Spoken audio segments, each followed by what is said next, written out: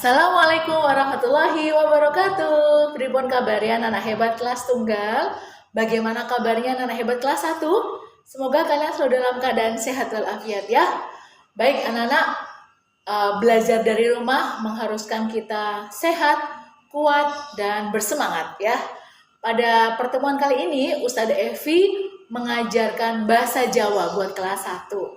Baik, untuk pelajaran pertama ini kita akan belajar tentang anggota badan.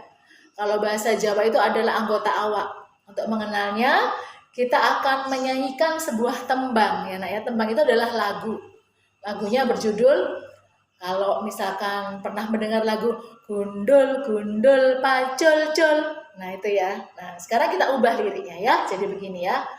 Ayo konco koncoku podo sinau sinau basa Jawa anggota awak iki rambut sirah kuping mripat irung lambe siji tangan loro sikil loro ayo konco-koncoku podo sinau sinau basa Jawa anggota awak iki rambut sirah kuping mripat irung lambe siji tangan loro sikil loro.